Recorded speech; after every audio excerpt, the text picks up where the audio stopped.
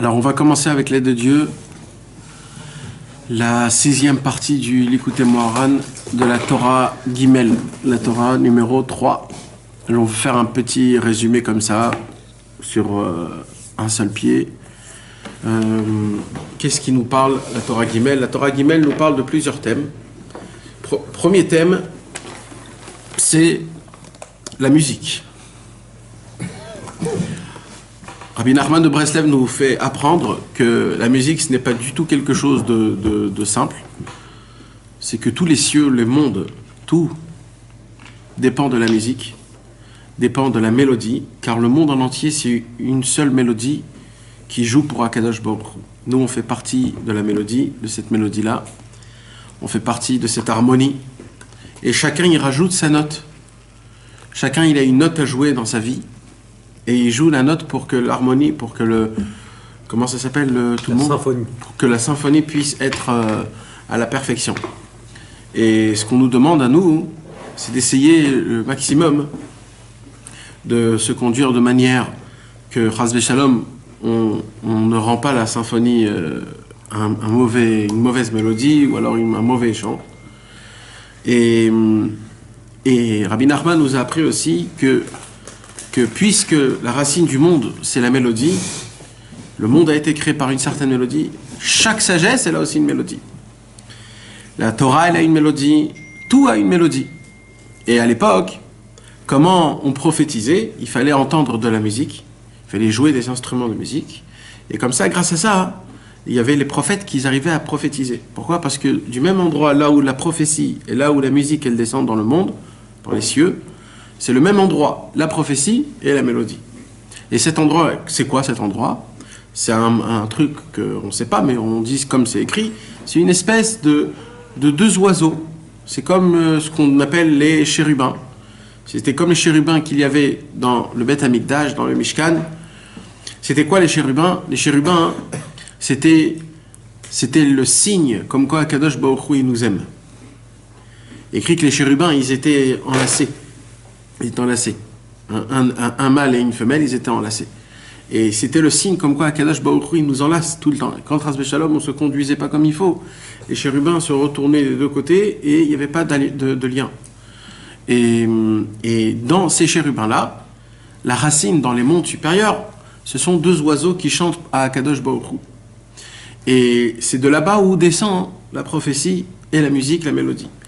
Il dit Rabbi Nachman de Breslev, quand il y a une mélodie qui est propre, avec des instruments propres, et avec un musicien qui est propre, quand on entend sa mélodie, on a la possibilité de rebondir complètement dans le service divin. Ça peut nous mettre un éveillement qui est énorme pour servir à Kadosh Baruch Hu. Plus que ce que peut nous donner une parole de Torah. Parce que pourquoi? Parce que notre Neshama de base, elle a été conçue dans la mélodie. Comment? Dans le monde supérieur, à Kadosh Baruch Hu, dans tout ce qui se passe, dans le Beth Midrash qu'il y a en haut, chez tous les tzadikim, etc., il y a là-bas, toujours de la mélodie qui chante. Il y a toujours de la mélodie. C'est la mélodie tout le temps. Il y a une musique spéciale qui joue, et c'est ça qui maintient tout le monde en entier.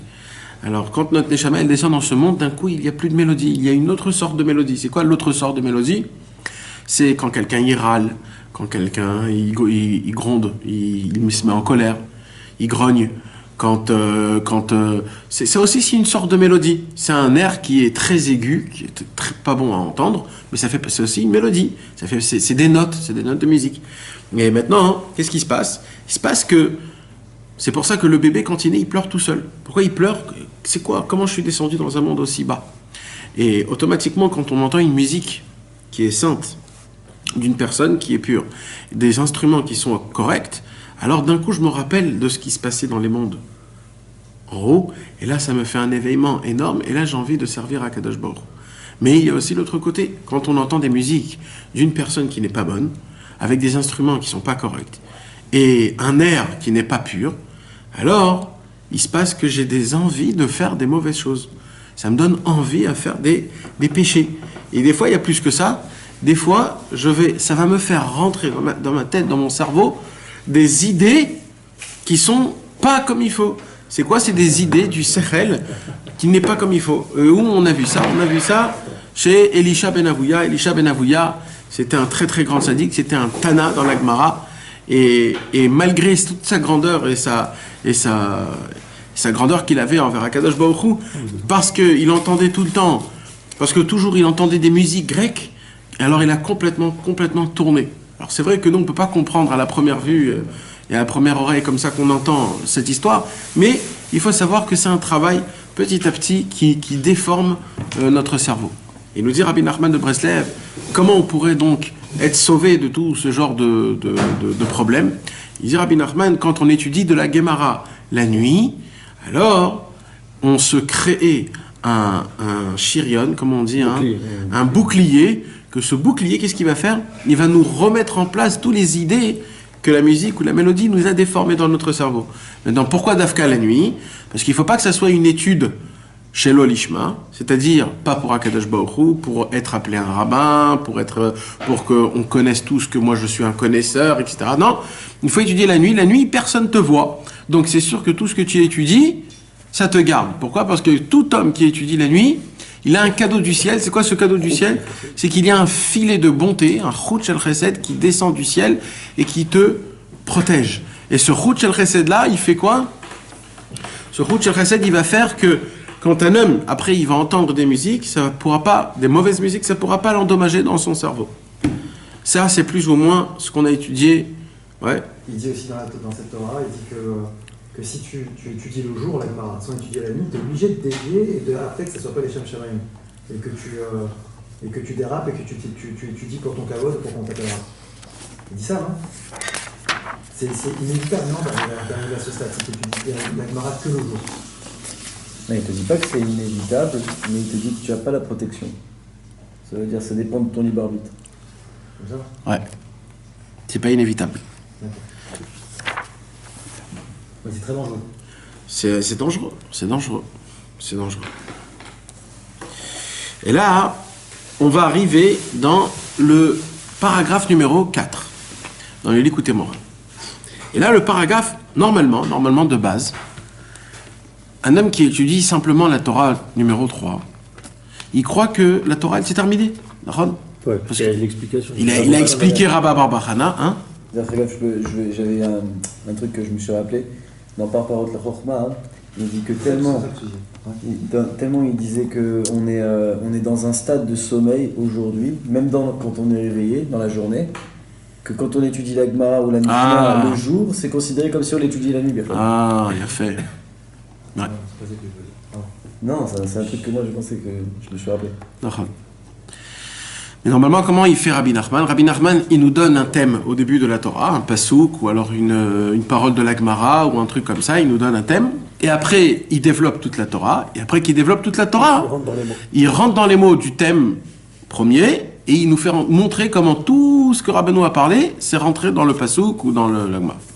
Donc c'est ce qu'il a fait, là, Rabbeinu. Rabbeinu, il a emmené l'histoire de Rabba Bar Bachana, l'histoire avec la grenouille, etc., etc., et là, il a fait la démonstration, il nous a fait faire tout rentrer, toutes les paroles dans Rabba Bar Bachana. Donc, de base, tu crois que la Torah, elle est terminée. Eh bien, mais on voit que numéro 4, numéro 5, et numéro 6, et numéro 7, et numéro 8, les 4 autres petits paragraphes, on voit que ce ne sont que des rajouts. Ça veut dire qu'il revient sur ce qu'il a dit dans l'Likutei Moharan et il rajoute un pasouk, il rajoute... c'est un petit rajout, ça veut dire vous pouvez rajouter. Mais c'est comme ça qu'on voit.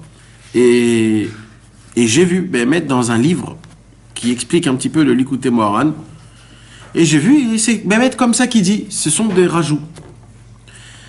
Et plus que ça. Et j'ai vu dans ce livre-là, je ne veux pas dire le nom, j'ai vu dans ce livre-là, il dit comme ça. Il dit que, de base, Rabbi Nachman de Breslev, toujours, il commence la Torah, dans la majorité, toutes les Torahs qui commencent, c'est pour les tzadikim. C'est des grandes choses, comme par exemple, il faut diriger les anges, dans la Torah Aleph. C'est un truc de folie, tu te dis, là, c'est pas du tout pour moi qui me parle. Et après, petit à petit, Rabbeinu, il descend, jusqu'à qu'il arrive à te donner le conseil pour toi, pour tout le monde. Et c'est comme ça qu'il fait Rabbeinu dans plein de Torahs, qu'au début, il te dit un truc très violent, en te disant, ouh là là, c'est quoi que c'est écrit ici? Et après, petit à petit, il descend, jusqu'à qu'il arrive à l'expliquer à notre sort, à nous. Et il dit donc dans ce livre, il dit, par contre, dans cette Torah, il a fait inverse. Dans cette Torah, il a commencé déjà par quelque chose de très simple. C'est-à-dire, il faut faire très attention de ne pas entendre de la musique, parce que celui qui entend de la musique de quelqu'un qui n'est pas comme il faut, alors ça lui endommage à faire des mauvaises choses. Et après, Rabbi Nachman, il parle, ce qu'on va étudier ce soir, d'un niveau qui est très élevé des tzadikim. Qu'est-ce qu'on va parler ce soir? On va parler ce soir que quand un homme, il étudie la Gemara la nuit, alors cet homme-là, il devient un homme invincible. Invincible. Pourquoi? Parce que maintenant, plus rien ne peut l'atteindre. Mais d'après ce qu'on a expliqué, il répare la malchoute, on avait expliqué. La malchoute, on a dit Netzach et Od, c'est ça qui crée la malchoute. Donc en fait, un homme qui étudie la Gemara la nuit, il a de la malchoute. C'est quoi de la malchoute? Il a de la royauté. Il a de la force sur un public. Il a de la force sur quelqu'un. Il a un pouvoir. Il a un pouvoir. Et là, il dit Rabbi Nachman, ça devient très très grave. Un homme qui a le pouvoir, à peine avec sa bouche, il peut dire quelque chose, il peut faire donner la vie à quelqu'un et prendre la vie à quelqu'un d'autre. Rien qu'avec sa bouche, puisque maintenant qu'il a réparé, on a dit, il a réparé les 6 anneaux qu'il y a dans la trachée, avec les 60 livres de la Gemara. Donc maintenant, cet homme-là, il a une puissance dans sa gorge, dans sa bouche, juste en disant un mot, si Chas v'Shalom, il sort un mot pas bien de quelqu'un, la personne, ça peut lui arriver. Maintenant, ça peut être stam une personne, mais le fait est qu'il a étudié la nuit, c'est quelque chose d'énorme. Donc ça veut dire là, on donne une puissance à quelqu'un. Et donc dans ce livre, ils disent, donc là, on voit obligatoirement qu'on parle d'un très grand tzaddik, parce que qui peut avoir cette force de juste de dire une parole et tout de suite ça se fait. Donc il a posé cette question. Mais moi, quand j'ai lu ça, grâce à lui, en fait, j'ai découvert quelque chose personnel, d'accord? C'est personnel. Et moi, je crois, c'est la première fois que je vois cette Torah d'une autre manière, qu'en vérité, toute la Torah, tout ce que Rabbeinu a dévoilé, c'est pour arriver à ce qu'on va étudier ce soir, le numéro 4. Tout. Tout ce qu'on a étudié, c'était une introduction pour arriver au numéro 4. C'est même pas du tout un rajout. C'est pas du tout un rajout. Rabbeinu, il n'a pas du tout terminé sa Torah. Toute la Torah, elle commence maintenant, ce soir. Ce soir, la Torah 3, c'est pas la Torah sur la musique, sur Abba Baba Hanan, c'est aussi, mais tout ça, c'est une intro pour arriver ici, parce qu'en vérité, Rabbeinu, il veut nous mettre en mise en garde. Parce que si vous vous rappelez, pourquoi Rabbeinu, il a dit cette Torah? Vous vous rappelez l'histoire? C'est que Rabbeinu, il est venu prier Kippour dans un endroit, dans un nouveau endroit, et là-bas, il y avait deux chazanim, un gendre et un beau-père, qui s'étaient des chazanim, et qu'ils n'arrêtaient pas de flatter Rabbi Nachman, ils n'arrêtaient pas de flatter. Rabbeinu, il n'en pouvait plus de ces gens-là. Et Rabbeinu, il a compris qu'en vérité, toute leur chazanout, tout ce qu'ils sont en train de chanter, les chants de la tfila, en fait, c'était pour impressionner leurs femmes. Et quand Rabbeinu, il a dit ça, eux, ils se sont complètement révoltés. Et de là est sortie toute la marloquette sur Rabbi Nachman, avec l'ancien de Shpolé, etc., etc. Donc, en fait, Rabbi Nachman, il a fait rentrer dans toute cette Torah, en fait, toute l'histoire de ce qui s'est passé. C'était qui les oiseaux? C'était eux qui essayent d'impressionner. En fait, tout ça, ils parlaient de ça, en fait. Mais maintenant, ce qui nous parle à nous, c'est ça. C'est ce qu'on va étudier ce soir. Et ça, c'est un chidouche énorme, parce que ce qu'on va étudier ce soir, tu peux l'expliquer en regardant ce qu'on a étudié. Et là, il n'y a pas tellement un chidouche, parce que c'est un petit rajout que Rabbeinu, il rajoute sur tout ce qu'il a étudié dans la Torah Gimel. Mais tu peux regarder ça d'une autre vision. C'est quoi l'autre vision? C'est que là, ce qu'il va dévoiler, c'est un chidouche gamour. Alors, on va, Bezrat Hashem, rentrer dans ce qu'on va étudier ce soir. Et vous allez voir que Rabbi Nachman, c'est comme une Torah dans une autre Torah. Rabbeinu, il commence à dire « Ou baiser itiachev asimichut shel la Mishnah » Rabbi Nachman de Breslev, il dit, maintenant que vous avez compris toute la Torah Gimel que je vous ai enseignée, maintenant vous avez compris de quelque chose. Qu'est-ce que vous allez comprendre? Il dit Rabbi Nachman. Il dit, il y a une parole dans les maximes des pères qu'on ne comprend pas tellement. C'est quoi la parole qu'on ne comprend pas tellement? Il y a écrit comme ça, Assez lecharav, ou kene lechachaver, ve'evedan et kol adam lekafsrut. Fais-toi un rav, achète-toi un ami, et juge tout le monde du bon côté. Alors il dit Rabbi Nachman de Breslev, fais-toi un rav, achète-toi un ami, je comprends. Je comprends, parce que fais-toi un rav, achète-toi un ami, c'est important. Mais pourquoi dans la même parole, on dit « et juge tout le monde du bon côté » Où il est le lien? Aucun rapport. Aucun rapport. Il dit Rabbi Nachman, non. Quoi? Fatalement, avec un ami arabe, il y aura une proximité. Et si tu juges pas du bon côté, ça peut pas être ton ami Torah, parce que fatalement, on est des hommes. Et ça, c'est l'école à apprendre d'accepter. Mais normalement, un rav, c'est la base qu'il doit t'apprendre, normalement.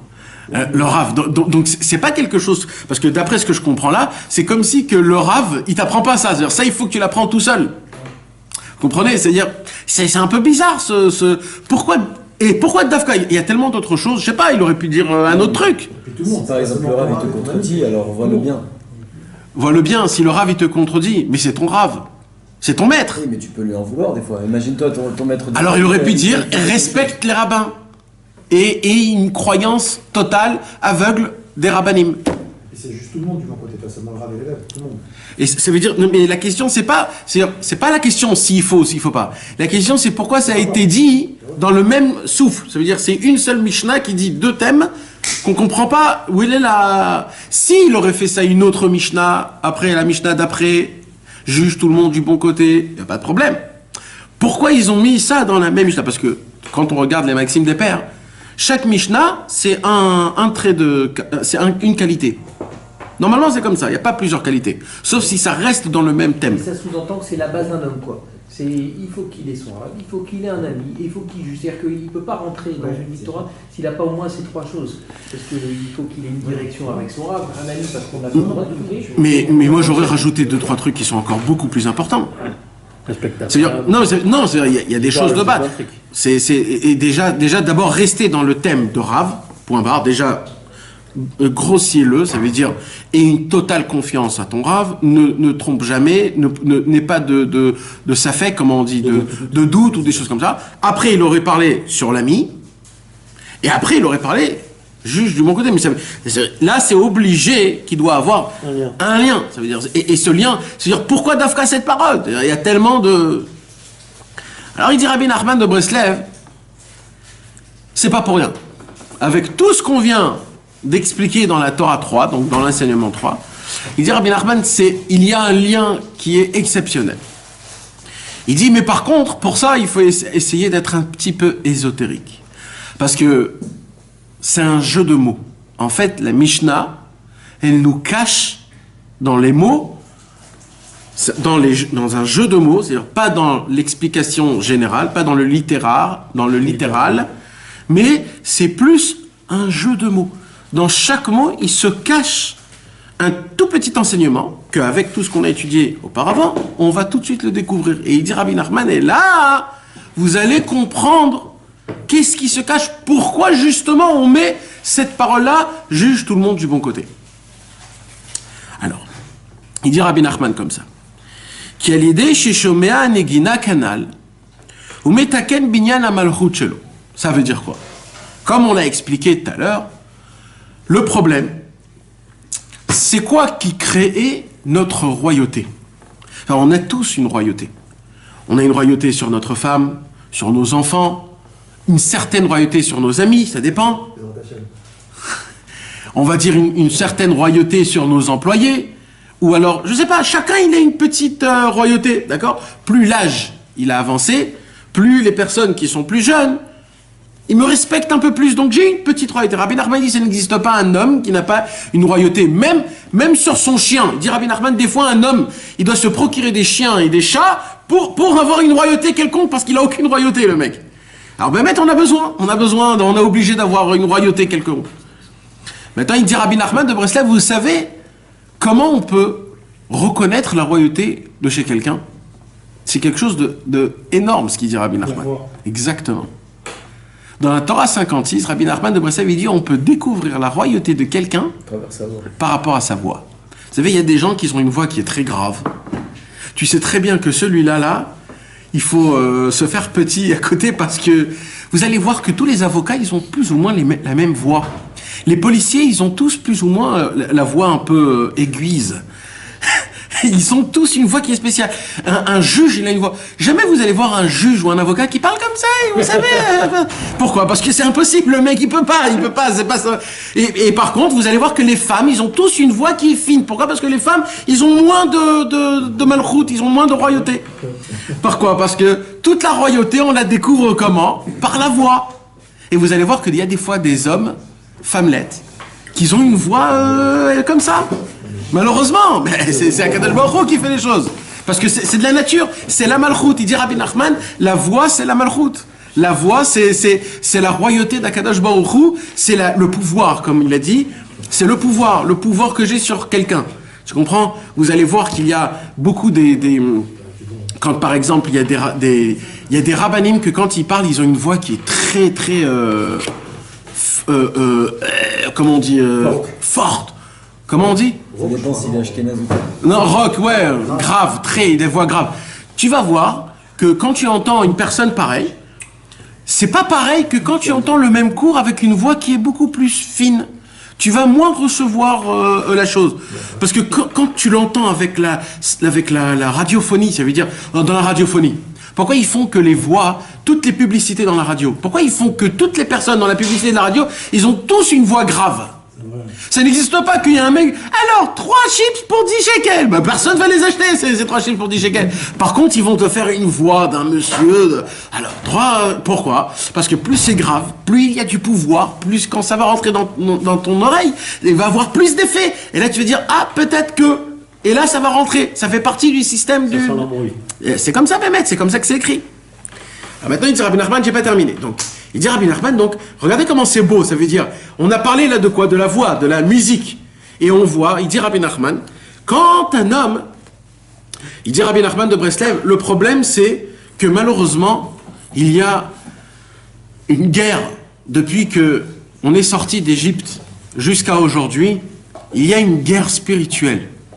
Cette guerre spirituelle, on l'a expliqué le dernier cours, il y a une guerre entre, je vais dire Hachem, mais c'est aussi le peuple juif, et Amalek.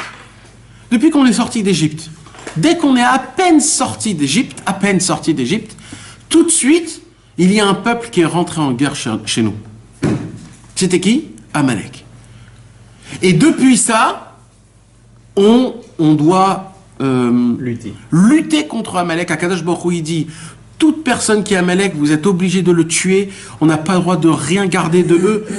Akadosh Baruch Hu nous fait faire une certaine haine qui est très spéciale contre Amalek. C'est quoi la raison pour laquelle on doit autant haïr Amalek?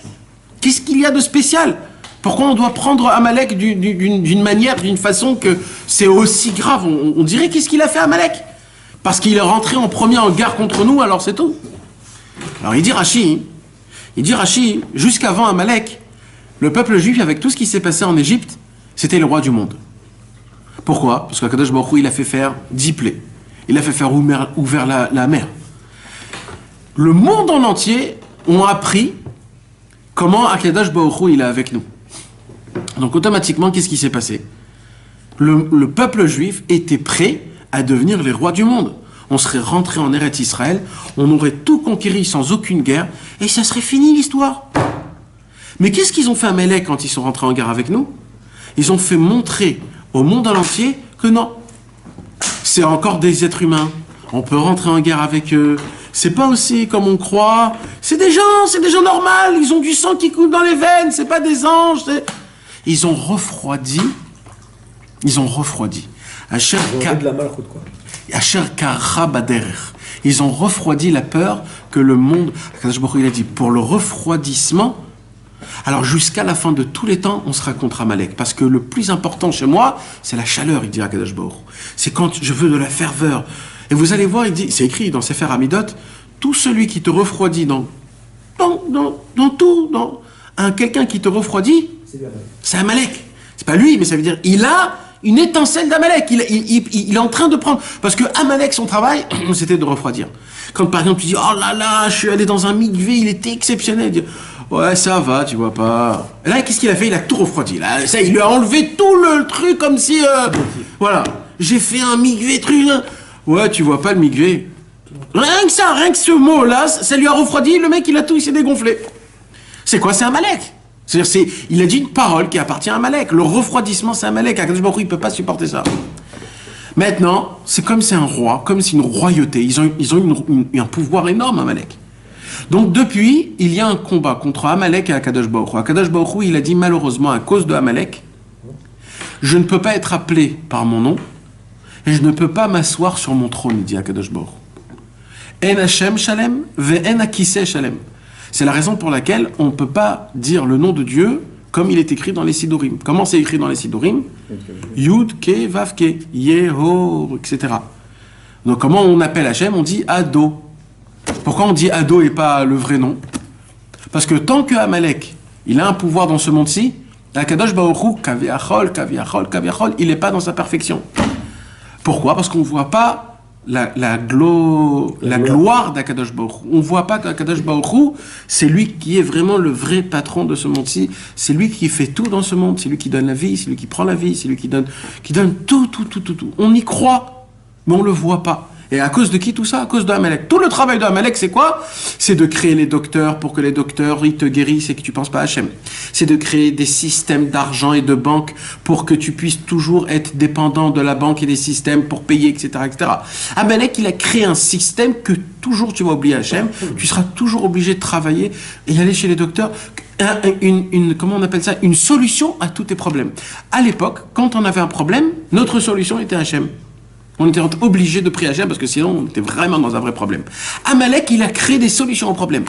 C'est-à-dire, voilà, il y a une solution. T'as pas la peine, c'est pas la peine de Dieu. T'as pas la peine de Dieu. D'ailleurs, ils sont allés tellement loin qu'ils ont même écrit sur le dollar qu'on croit en Dieu. Ça veut dire dans le Dieu du dollar. Ça veut dire notre Dieu, c'est devenu l'argent. C'est tout de suite, voilà, on le proclame, on le réclame devant le monde en entier. Le dollar, c'est notre Dieu. Et maintenant, c'est ça qu'on appelle beaucoup dans le Likutei Moharan et dans plein de livres, ce qu'on appelle Malchut d'Ikdusha, Malchut des Sitra Achara. C'est quoi la Malchut d'Ikdusha? La Malchut, c'est quoi la royauté sainte? Et la royauté de l'autre côté, c'est ça. La royauté sainte, c'est qu'on comprenne tous et qu'on voie tous comment c'est Akadosh Baruch Hu, le meneur du monde. Et la royauté de l'autre côté, c'est quoi? C'est la royauté de Amalek. C'est que Amalek, il crée un système où le monde, il est démocrate, républicain, fraternité, égalité, je sais pas quoi, et ainsi de suite. Et tous ces genres de choses-là, ça crée une sorte de loi, que ces lois, ils font que il y a des humains, chacun y vit dans sa religion, chacun avec ses croyances. La liberté, c'est comment ils appellent ça, la liberté libérale, c'est ça. C'est que chacun, il a le droit. Mais en vérité, c'est quoi le monde? Le monde, c'est Umala haaretz dea et Hashem kamem le'amechasim. Le prophète Jérémie, il a dit, le but du monde, c'est quoi? C'est que le monde puise de Dieu, notre Dieu. C'est-à-dire le da'at, c'est-à-dire la conscience de Hakadosh Baruch Hu. Et c'est ce qui va se passer quand Mashiach viendra. Qu'est-ce qui est écrit quand Mashiach viendra? Quand Mashiach viendra, le monde, il va être rempli. L'orav, la lechem, velot samel emaim, ki im lishmoa et dvar Hashem. Tout le monde, même les goïms, ils vont venir apprendre de la Torah. Nous, on va découvrir une nouvelle facette de la Torah qui va être un chidouche pour nous énorme. Et les goïms, ils vont apprendre des toutes petites bases que nous, on connaissait quand on était petits, mais de la Torah. Et c'est ça, la perfection. Mais quand tu donnes à tout le monde, chacun son espace, chacun il fait ce qu'il a envie, à cause de ça, qu'est-ce qui se passe? Chacun, il rentre dans son délire, jusqu'à qu'ils disent, il n'y a pas de problème de se marier entre hommes. Pourquoi? Parce que chacun, il doit avoir sa liberté, c'est normal, c'est quelque chose qui est devenu comme il faut. Et il y a même des mariages avec des chiens aujourd'hui. Et il y a des choses, et tout il t'explique avec une logique. Bien sûr. Et tout il t'explique avec une logique. Laisse tomber. Tout aujourd'hui on t'explique avec une logique. En fin de compte, c'était indispensable aussi au libre arbitre, ce tant que... Quand? Tel que vous l'avez montré, c'est ce qui permet de s'opposer à la royauté d'Hachem, donc au vrai maître. Donc s'il n'y avait pas ça, il n'y aurait plus libre arbitre parce qu'on serait tellement convaincu qu'on irait bien. Alors il y aurait un libre arbitre, vous savez c'était quoi le libre arbitre? C'est combien on va servir Hachem. Est-ce qu'on met du 100% ou on met du 1000%? Ça serait ça le libre arbitre. Même s'il n'y avait pas l'opposant, ouais. Ah bon? Ouais. Il y aurait un libre arbitre de combien je vais m'y mettre dans le service divin. Est-ce que je vais m'y mettre en fonction de ma vie normale? Ou alors est-ce que je vais faire un excès? Je vais faire un vrai excès. Ça serait ça. De base, c'était ça le vrai libre arbitre qu'on devait avoir. De base. Et c'est pas la faute et le bien, c'était uniquement le libre. la faute et le bien, c'est à cause de Adam Arishon quand il a mangé de l'arbre de la connaissance. C'est devenu le mal et le bien. C'est ça la source de ce dont vous parlez, de toute façon. Ouais. Et vous savez que ça sera ça, le libre arbitre, quand Mashiach viendra. Parce qu'il y a écrit que quand Mashiach viendra, il y aura encore le libre arbitre. Les gens, ils croient qu'il n'y aura plus de libre arbitre. Il y aura encore le libre arbitre. Jamais il va s'arrêter, le libre arbitre. Il dit Rabbi Nachman, jamais. Mais ça sera d'un niveau très élevé. Ce sera d'un niveau de combien je vais m'investir. Est-ce que je vais accélérer? Est-ce que je vais m'y mettre à fond ou pas? Mais Kitsour, mes amis, ce qui se passe donc, c'est qu'il y a une guerre entre la royauté divine et la royauté de l'autre côté. C'est quoi la royauté? Comme on a expliqué, chacun il a un peu de royauté. Grâce à quoi on a un peu de la royauté? Grâce à notre Neshama. C'est quoi la Neshama? C'est une toute petite partie d'Akadosh Baruch Hu qu'Akadosh Baruch Hu nous a donné, puisque Akadosh Baruch Hu c'est le roi du monde, le roi de tous les rois, le maître de l'univers, et qui nous a donné cette petite partie. Donc, dans tous les cas, on a un tout petit peu de cette royauté-là. Maintenant, le problème, c'est qu'est-ce qu'on fait avec cette royauté? Alors, malheureusement que Dieu nous en préserve, il y a des gens qui utilisent cette royauté pour leur propre intérêt. C'est-à-dire qu'ils utilisent la royauté sur des gens, par exemple, en disant, comme il sait que quelqu'un il va l'écouter, s'il lui dit noir c'est blanc et blanc c'est noir, qu'il va l'écouter comme ça, alors il va l'utiliser. Il va dire fais-moi ça, va faire ça, fais-moi ça comme ça, fais comme ça chez toi à la maison. Il va commencer à lui donner il va le manipuler. Il va lui donner des ordres. Maintenant, c'est qui peut nous donner des ordres? C'est que Hachem et les tzadikim. Personne d'autre. Tant qu'un homme n'a pas aiguisé son libre arbitre, les parents, les parents. Mais vous avez compris, je parle d'un général. Maintenant, qu'est-ce qui se passe? Quand une personne n'a pas encore aiguisé sa neshama, c'est-à-dire qu'il n'a pas enlevé son libre arbitre, il n'a pas tué son Yetzerara, tant qu'il n'est pas pur, il ne peut rien dire à son prochain. Rien. Il ne peut rien dire à son prochain. Même un conseil, quand il veut donner un conseil, il doit lui dire avant, écoute mon frère, je ne sais pas, je ne peux pas te dire, mais moi, je crois que.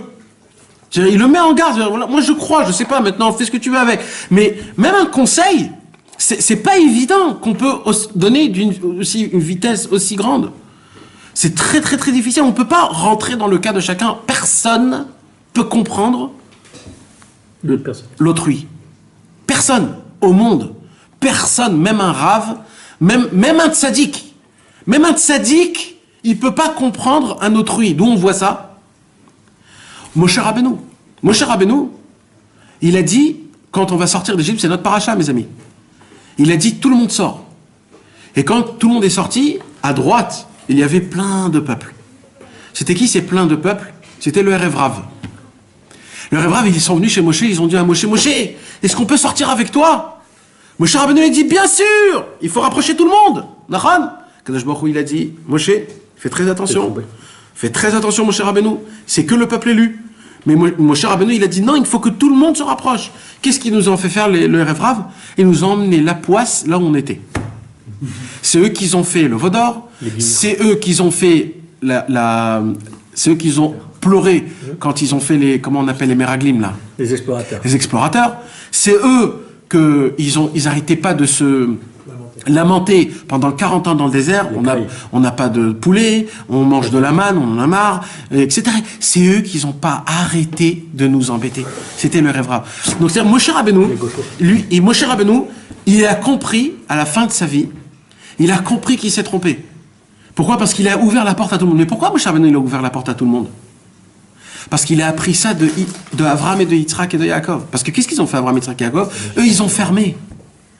Quand Avram Avinu, il a prié à Sodome et Gomorre, Hachem, ne détruis pas s'il te plaît Sodome et Gomorre. Peut-être il y a 50 tzadikim, peut-être il y en a 40, peut-être il y en a 30, peut-être il y en a 20, peut-être il y en a 10. Après, dès qu'il a dit 10, il a dit bon, alors détruis. Qu'est-ce qu'il y a écrit là-bas? Il y a écrit là-bas que si Avram Avinu, il serait resté à Sodome et Gomorre, jamais Akadosh Baruch Hu aurait détruit Sodome et Gomorre. Il serait parti vivre. Il serait parti vivre là-bas. Et lui, il aurait fait faire Bitchouva tout le monde. Mais ça, il ne savait pas encore Avraham Avinu.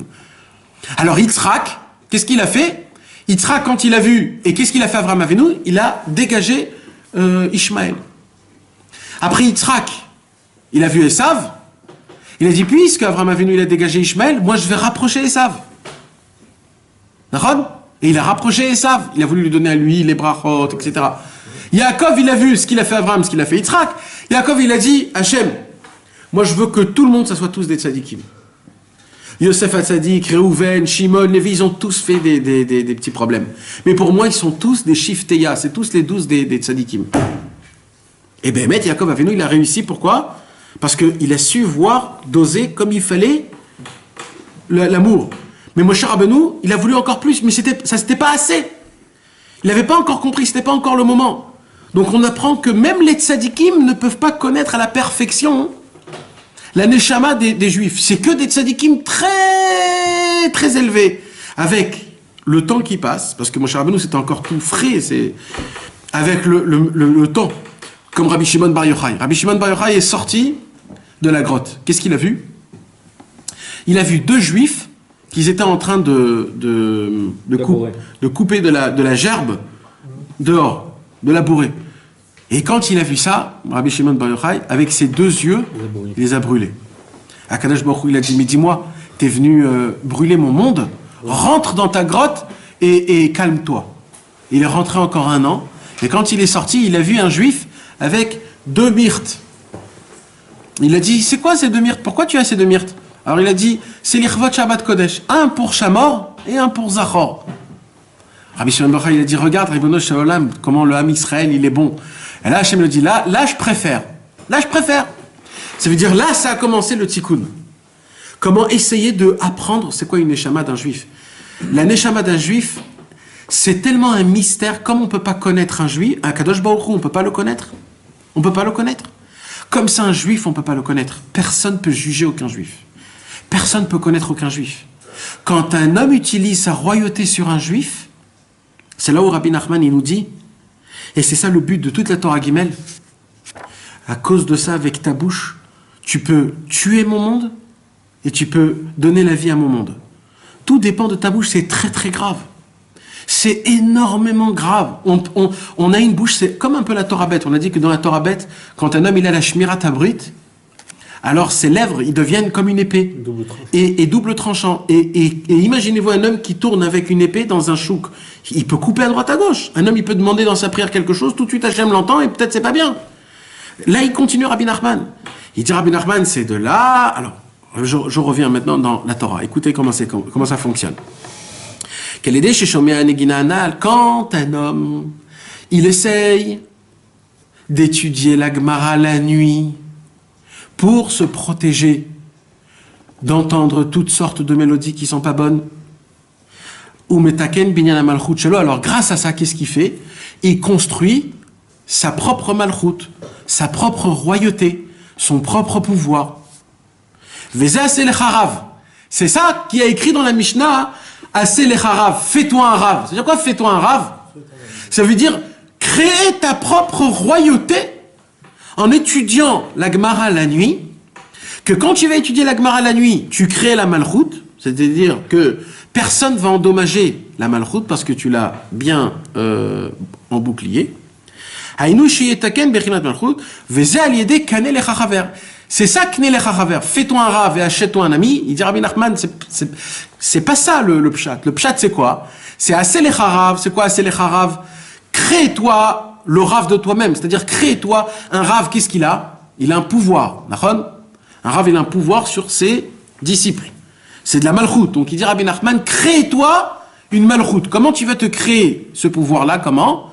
En étudiant la Gemara la nuit. Parce qu'on a dit que quand on étudie la Gemara la nuit, alors on répare Netzar Veod. Et Netzar Veod, c'est eux qui créent la malchoute.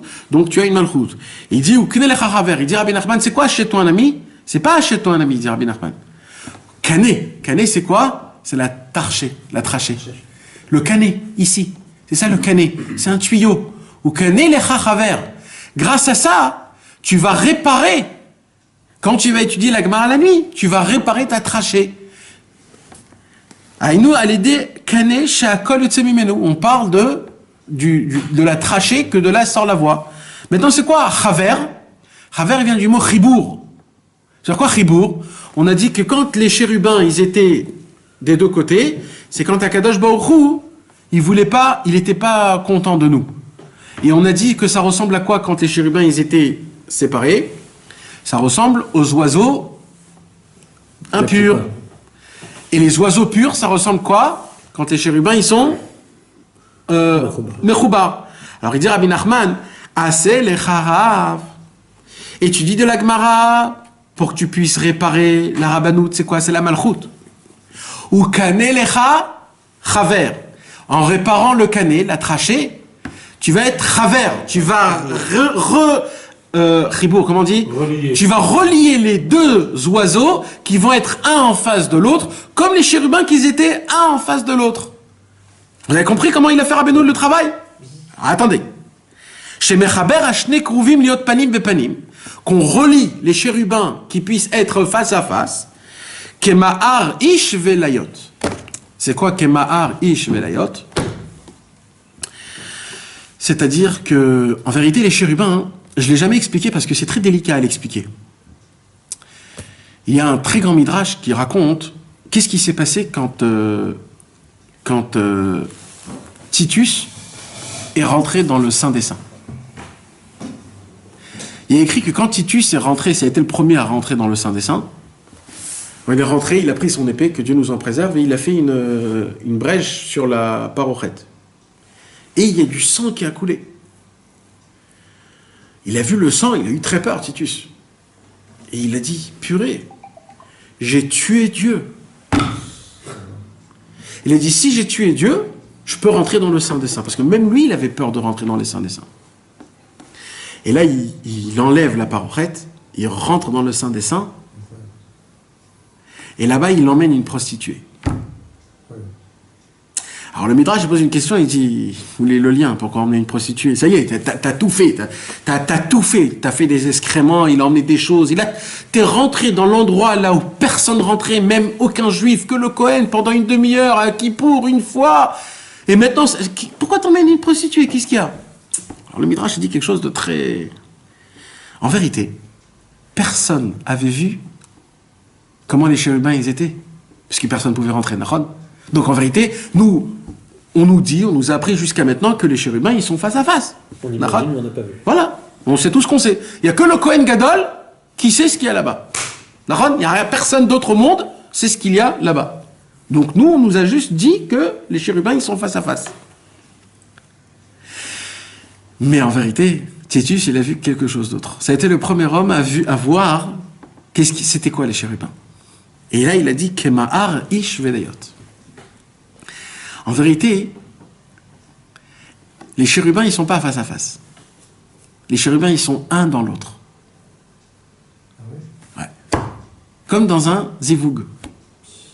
Parce que l'union que Akadosh Baruch Hu, il est avec nous, c'est un. Ça forme un. Donc, il a vu quoi? Il a vu les chérubins, un dans l'autre, mamash. C'est pour ça que dès qu'il a vu ça, il a dit « Ah, vous, le saint de saint chez vous, c'est de l'immoralité. Je vais amener ici des prostituées. » Et là, il a emmené. C'est possible qu'ils étaient ensemble si c'était un moment de guerre. Exactement. C'est la question qu'on a posée. C'est la question qu'ils ont posée. Comment c'est possible, hein? C'était pour assurer, montrer que... Exactement. Malgré tout ça, Akadosh Baruch Hu, il est avec nous. C'était la preuve la plus grande au Ham Israël que Akadosh Baruch Hu, même dans des situations comme ça, il reste collé. C'est comme ça que c'est écrit. C'est écrit dans le Midrash de Echa, des Lamentations. C'est ça que Ma'ar. Ma'ar vient du mot Meurvav, ça veut dire mélanger. Kema'ar Ish Veloyot, ça veut dire c'est un dans l'autre, mamash. Donc en fait, qu'est-ce qu'il dit là? Il dit tout notre travail à nous, en fait, c'est de réunir, unir les deux oiseaux pour que les deux oiseaux puissent siffler d'une mélodie une. Ça veut dire, tu comprends? Alors là, il dit Rabbi Nachman, je reviens au pshat et vous allez comprendre maintenant pourquoi l'essentiel de la Torah, c'est maintenant qu'on va apprendre. C'est pour ça, moi c'est comme ça que moi je vois les choses et c'est comme ça que j'ai découvert cette Torah. Pour moi, c'est ça l'essentiel, c'est ici l'essentiel de toute la Torah. Maintenant que cette personne-là, elle s'est conduite comme il fallait. Il a dit, j'ai appris dans la Torah que Rabbi Nachman de Breslev nous a enseigné, la Torah numéro 3, j'ai appris comme quoi d'entendre une musique c'est très grave, donc j'ai très peur. Alors qu'est-ce que je vais faire? Je vais me réveiller la nuit, je vais étudier un peu de Gemara. Grâce à ça, je vais être comme un bouclier. Maintenant, il dit Rabbi Nachman, mais toi, ce que tu sais pas, c'est que quand tu étudies un peu de Gemara la nuit, tu t'imagines même pas la puissance que tu te mets sur toi-même. Quand on est la nuit, c'est quand tout le monde dort. Ouais. Ça sous-entend pour compenser celle qu'on a fait devant tout le monde. Exact. Alors il dit Rabbi Nachman, chaque mot, chaque parole. Vous savez, j'ai lu dans le Rambam, il dit, je crois que je vous l'ai déjà dit, tout ce qu'on étudie la nuit, c'est 8 fois ce qu'on étudie la jour. Je parle de la puissance physique, ça veut dire pas spirituellement. C'est-à-dire ton cerveau, il est tellement zen, propre, après un sommeil, t'es propre, il n'y a rien dans ta tête. Il n'y a pas le banquier qui doit t'appeler, tu ne dois pas sortir dans 1 heure. T'es comme il faut. Tout ce que tu étudies, c'est puissance 8. Pourquoi? Parce qu'il y a un passage qui dit Az Yedaber, et il dit Az, c'est Gematria 8, c'est puissance 8.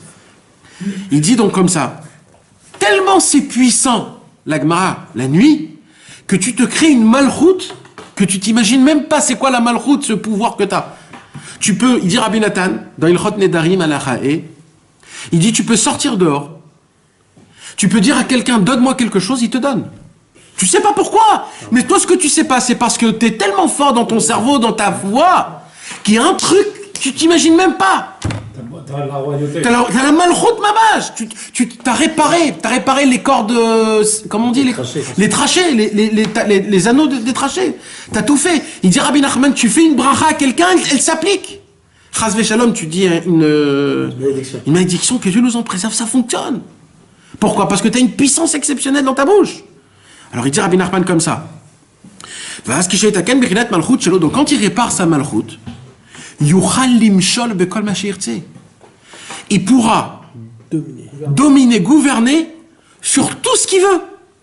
Il pourra tuer quelqu'un et faire vivre quelqu'un. Ah, donc on comprend. Attends. Donc de là, imaginez-vous maintenant si tout le monde se met à étudier la Gemara, le monde en entier s'avale. Un il s'énerve, il dit un truc, l'autre il dit toi tu peux, c'est un balagan. C'est là où Rabbeinu il dit c'est pour cela que dans les maximes des pères il y a écrit juge tout le monde du bon côté. Pourquoi juge tout le monde du bon côté? Parce que tu seras tellement puissant dans ta bouche que si chas v'shalom tu vas dire un truc, un mot, ça va être très grave. Donc de base, la première chose qu'on te demande, puisque tu as de la puissance dans ta bouche, juge tout le monde du bon côté. Ne massacre personne. C'est beau! Mais c'est ça la racine de toute cette Torah, parce qu'en fait Rabbeinu il veut t'emmener tout ça pour t'amener à un point. C'est quoi le point? Sache que tu es puissant quand tu étudies la Gemara la nuit. Tu es très puissant. T'es puissant, c'est énorme, c'est énorme. C'est-à-dire, tu dis, on peut même pas s'imaginer comment c'est énorme. Et s'il nous prévient, c'est qu'il sait qu'on peut... Et on a la possibilité de le faire, vadaï. Et tu apprends que ça peut nous arriver à nous tous. C'est pas des tzadikim, c'est même nous, des gens simples comme nous. Et dans l'autre livre que j'ai lu aujourd'hui, il dit non, ça c'est pour les tzadikim. Et moi j'ai compris que ma pitom, tout le travail que Rabbeinu il est en train de nous faire montrer ici, c'est que la Torah elle a une puissance de me donner dans ma bouche à moi quelque chose qui est une force, une malchoute, une royauté. Maintenant, regarde, essayez maintenant, mes amis, d'avancer avec ça. Une des choses malheureusement qui fait très mal et que Rabbi Israël nous a énormément parlé et que Rabbi Nachman de Breslev nous a mis énormément en garde, etc., c'est malheureusement quelque chose qui s'est passé ces dernières décennies, ce qu'il n'y avait pas à l'époque. À l'époque, pendant des millénaires, quand on proposait à quelqu'un de la royauté d'être rave dans une ville, de diriger une communauté, il voulait pas. Plus que ça. Moshe Rabbeinu. Dieu en personne. Il s'est découvert à Moshe. Moshe, il a dit non. Mais attends. Non, Hachem, non. Mais attends, c'est pas il a dit, bon allez, vas-y, il a dit ok. Une semaine de bagarre avec Moshe Rabbeinu et Hachem. Hachem lui dit, je t'envoie délivrer mon peuple. Moshe Rabbeinu, il dit non. Jamais de la vie. Mais c'est très grave. Pourquoi? Parce que la malchoute, c'est très grave. Je peux chas v'shalom dévier d'un tout petit centimètre et ça peut créer un effet papillon très grave. Non, on comprend pas le cœur de chacun. Quand tout le monde après il rentre chez eux à la maison, il dit oh là là, le Rav il a dit comme ça. Je suis sûr qu'il a pensé de moi et qu'il m'a dit ça comme ça. Mais c'est très grave. On s'imagine pas le mal qu'on peut faire. Même nous dans notre travail, quand tu fais un mauvais sourire, quand t'es pas trop éveillant à une question, tu dis oh là là, il pense de moi quelque chose. Rien que nous déjà entre nous, c'est déjà délicat. Imagine-toi un homme qui a un peu de pouvoir, comment c'est dur. Alors Moshe Rabbeinu a dit mais jamais je me mouille, moi jamais. Même si c'est pour délivrer. Akadosh Baruch Hu, il a dit, bon alors je vais mettre Aaron. Ah, 2 personnes, Moshe Rabbeinu il a dit, 2 peut-être il y a une bracha. Moshe et Aaron, alors oui. Et Moshe Rabbeinu, il était avec Aaron tout le temps. Même Moshe Rabbeinu, c'était pas le seul, il était avec Aaron. Après, avec Kalev ben Yefuneh, après, il y avait Yoshua ben Nun. Yoshua ben Nun, il y avait Nathaniel ben Knaz. Il y avait toujours quelqu'un qui était à côté. À l'époque de la Gemara. Vous savez qu'à l'époque de la Gemara, il n'y avait jamais un tzaddik ador. Il y avait le Nassi, et il y avait le Rosh Yeshiva. Toujours, 2. Le Nassi, je ne sais pas comment dire en français, c'est... le Méchané. Il y avait toujours 2. Il y avait un qui était patron sur la Torah en action, faire des matzot, écrire des mezuzot, faire le shalom bayit à droite à gauche, réveiller... C'était quelqu'un qui était dans l'action. Et il y avait un qui était assis toute la journée au Beth HaMidrash et il enseignait la Torah. Mais il y avait toujours 2. C'est pour ça que dans les maximes des pères, il y a toujours 2. Shammai, Hillel. Shmaya, Aftalion. Ben Azai, Ben Zoma. Toujours, ils étaient 2. Ça n'existe pas un. C'était toujours 2. Et celui qui sait pourquoi tu dis la nuit, il est tout seul avec sa Gemara. Il est tout seul avec sa Gemara. C'est un problème. Alors, non. Il y a écrit que c'est toujours bien d'étudier avec 2. Surtout. Aujourd'hui, c'est presque une chavrota. Ouais. Mais c'est pas un problème de base, c'est pas un problème. Tant qu'on reste collé à juger tout le monde du bon côté, de toujours avoir un bon œil. Alors maintenant, qu'est-ce qui s'est passé au fur et à mesure du temps, hein, à l'époque, il y avait de quoi choisir. Mais qui comprend cette... T'as vu ça? T'as vu ça? Sans Rabbeinu, comment on peut rien? Après, il y a des gens qui vont te faire des cours, ils vont te faire des trucs. Non, il y a le pshat, oui, Nahon. Qui peut descendre dans les profondeurs comme Rabbeinu? Rabbi Nachman, il a dit, prenez mon livre, vous allez devenir un moar gadol, un cerveau énorme. On peut même pas s'imaginer jusqu'à où, comment Rabbeinu il est arrivé. Et ça, c'est encore le pshat de Rabbeinu. Ça veut dire Rabbeinu lui-même, il a son sod, tu peux encore en rentrer en approfondissant, etc. Et là, tu deviens complètement fou. Parce que si vous voulez vraiment rentrer dans ça, il y a ce que tu m'avais dit la dernière fois, il y a le conte c'est le 4e mendiant, je ne me rappelle plus si le 4e mendiant, le 3e mendiant, le 4e mendiant, où là-bas il y a 2 oiseaux qui sont loin de l'autre, et ils se sifflent entre 2. Si on rentre dans ça, c'est fini, mes amis. C'est vraiment fini. Peut-être pour le jeudi soir, on verra. En tout cas, mes amis, alors, laissez-moi juste terminer parce que Bémet, c'est vraiment très important. À l'époque, il y avait du choix. Tu pouvais choisir quel genre de tzaddik tu veux. Parce que Blainara, Baruch Hashem, on était un peuple qui avait beaucoup Baruch Hashem. Mais au fur et à mesure du temps, on a complètement dérivé jusqu'à qu'il manquait le choix. Et là, on avait un seul tzaddik, on n'avait plus 2. Et là, quand on les proposait de devenir des tzaddikim de la génération, jamais ils voulaient, ils se cachaient, etc., etc., etc. Mais il s'est passé. Il y a quelques décennies, hein. C'est-à-dire, c'est une nouvelle mode. Il y a à peine 50 ans. Avant, ça n'existait pas. Même il y a 100 ans, ça n'existait pas.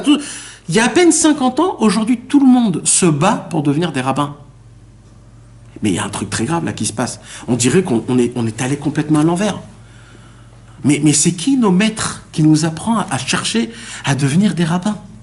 Mais c'est très grave. Ça veut dire, tu sais le poids que tu te mets sur tes épaules. Tu sais quelle acharayut, comme on dit. Responsabilité. Tu sais quelle responsabilité. Un jour, j'ai entendu une histoire. Le Rav Chaikin à la Shalom. Le Rav Chaikin, c'était un élève du Rafetz Chaim. Après la Première Guerre mondiale, le Rafetz Chaim, je vous ai déjà dit, le Rafetz Chaim, il pouvait être le maître du monde en comme ça. D'accord? Et le Rafetz Chaim, le plus grand des plus grands, des Litaïm, hein, c'est même pas un chassid. Là, je parle mamage des Litaïm, ça veut dire. Le plus grand des plus grands des Litaïm, il a choisi de s'acheter des chevaux avec une calèche, de mettre derrière ses livres et de les diffuser.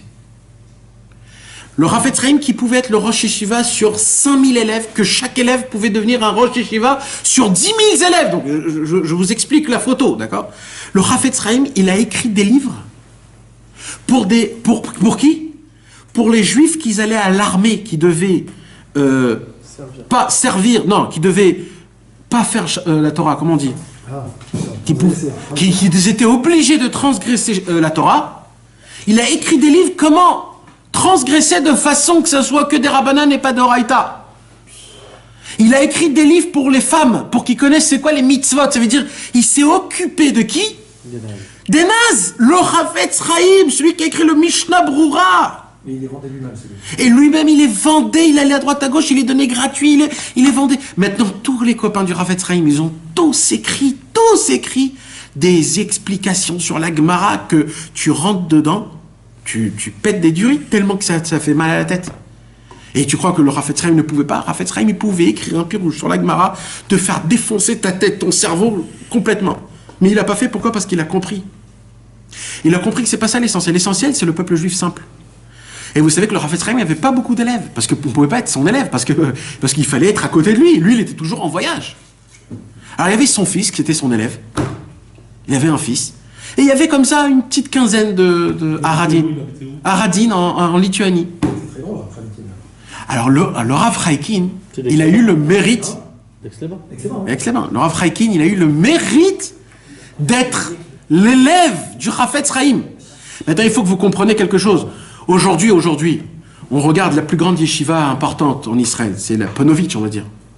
D'accord? Ponovitch, c'est Mir. Ok? Et les Rosh Yeshiva là-bas, aujourd'hui, avec la publicité qu'il y a, avec la radio, tout ce qu'il y a, tout le monde parle, le grand Rosh Yeshiva, etc. Mais eux, c'était même pas des élèves du Chavetz Chaim. C'était même pas. Et qu'est-ce qu'il dit le Chavetz Chaim au Rav Chaikin? Va en France. Il lui dit, en France, qu'est-ce que je vais faire en France? Qu'est-ce qu'il va faire en France? À un autre élève, il lui dit, toi tu vas à Londres. Il lui dit, à Londres. Mais vous savez ce qu'il y avait à Londres entre la Première et la Deuxième Guerre mondiale? Mais il n'y avait rien du tout. Mais il n'y avait rien du tout. Il n'y avait aucun... Et les juifs qu'il y avait là-bas, c'était des juifs, des gens qui faisaient de l'argent, ils étaient complètement... Le Rav Chaim, il a dit, allez sauver les juifs perdus. Le Rav Chaikin, il est venu en France, à Aix-les-Bains. Il n'y avait même pas minyan pour faire Shacharit Mincha Arvit dans sa yeshiva. À Aix-les-Bains, on lui a donné une maison complètement perdue dans une vallée très haute à Aix-les-Bains, où on a dit là-bas, il n'y a rien à faire. Il a emmené, il y avait 3-4 personnes. Le Rav Chaikin, qui pouvait être, s'il était en Eretz Israël, on lui aurait donné Ponovitch, il aurait créé des centaines de Rosh Yeshiva qui vont tous te casser la tête dans la Gemara. Mais le Chavetz Chaim, il a dit, c'est pas ça qu'il faut. C'est que les Juifs, ils savent dire Shema Israël, Hashem Elokeinu, Hashem Echad. Et regardez ce qu'il a fait le Rav Chaikin jusqu'à aujourd'hui. Maintenant, pourquoi je vous raconte ça? Parce que le Rav Chaikin, il a interdit qu'on lui appelle Rav. Il a dit, moi, on m'appelle Monsieur Chaikin, et ma femme, vous l'appelez Madame Chaikin. Interdiction de m'appeler Rav Chaikin.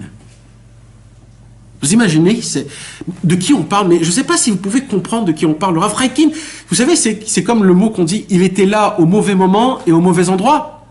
Lui, on l'a mis au mauvais moment, au mauvais endroit, parce qu'en Israël, à Bnei Brak, il serait devenu Chazonish.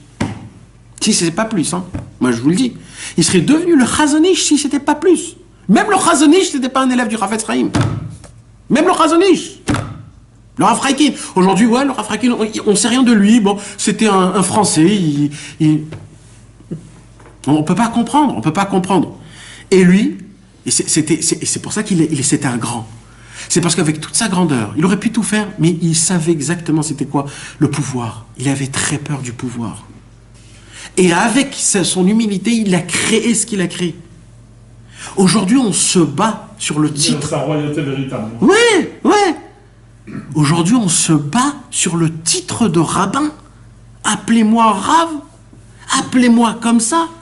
Maintenant, c'est pas ça le pire. Ok, tu veux être rabbin parce que ta meuf, elle te jette à droite à gauche, alors tu veux voir un peu... Il n'y a pas de problème. Mais ne commence pas à rentrer dans le personnel des personnes.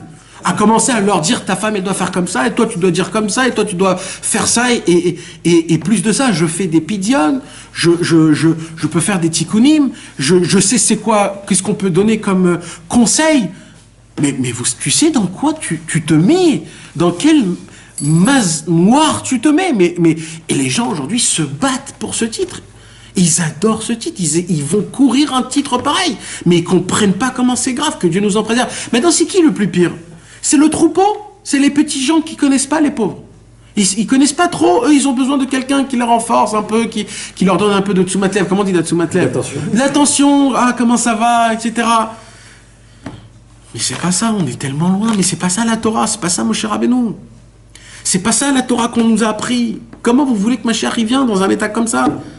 Allez poser des questions aux gens du Canada, aux gens de Paris, dans le 19e, ou dans des banlieues perdues, ou alors, je sais pas où, dans le Martinique, avec les petits rabbins de quartier qui font leur petite Mishnah et petite Dafayomi, et la petite paracha de la semaine entre Arvit et Minra de Shabbat, avec une petite humour et une blague. Les gens, ils sont au top niveau. Ils se disent, mais nous, on est au top niveau, on a notre petite étude de Torah. Maintenant, je suis pas contre ça, mes amis. Mais c'est pas ça la Torah réelle. C'est pas pour ça que Dieu est descendu dans ce monde-ci, qui vous a donné les 10 commandements avec les feux d'artifice.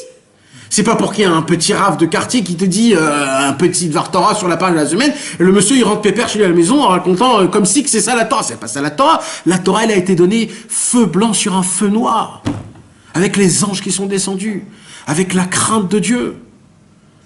Il y a écrit que Rava, quand il était assis devant Rav Nachman en train d'écouter la Torah, il y a écrit qu'il avait tellement peur de Rav Nachman qu'il se mordait les lèvres. Et un jour, la Gemara, elle dit, il s'est tellement mordu les lèvres qu'il a giclé du sang. Il n'a pas fait attention tellement qu'il avait très peur. De s'asseoir dans un cours de Torah, c'était un travail de folie. Ils étaient comme ça, comme si il va se passer un truc. Mais où est ce truc de Torah? Où c'est ça? Où c'est parti? Aujourd'hui, non, c'est plus un rave, il est humoriste, qui donne des blagues, c'est sympathique, on aime les gens qui parlent de bien sur tout le monde, peace in love. Mais vous cherchez quoi exactement? Qu'est-ce que vous cherchez? Vous cherchez un flatteur qui vous flatte du matin jusqu'au soir en vous disant que c'est ça? Ou alors vous voulez vraiment savoir c'est quoi le chemin de la Torah? Vous savez, j'ai entendu un pshat, un chidouche gadol meod. J'ai adoré ce chidouche-là. Aujourd'hui, il y a une nouvelle mode de dire on aime tout le monde, à Emet ve'à Shalom, la paix, Dieu il a effacé son nom pour la paix, la paix, la paix, la paix, la paix. Écoutez bien. Il y a écrit comme ça, Aaron HaKohen, quand il est parti de ce monde, tout le peuple juif a pleuré Aaron HaKohen 30 jours. Pourquoi? Parce que Aaron HaKohen, et quand Moshe Rabbeinu est parti de ce monde, il y a écrit qu'ils ont pleuré des jours. Il n'y a pas écrit combien de jours. La Gemara pose la question, pourquoi chez Moshe il n'y a pas écrit le nombre de jours et chez Aaron il y a écrit le nombre de jours? Alors, la Gemara elle dit pour le kavod de Moshe. C'est-à-dire quoi pour le kavod de Moshe?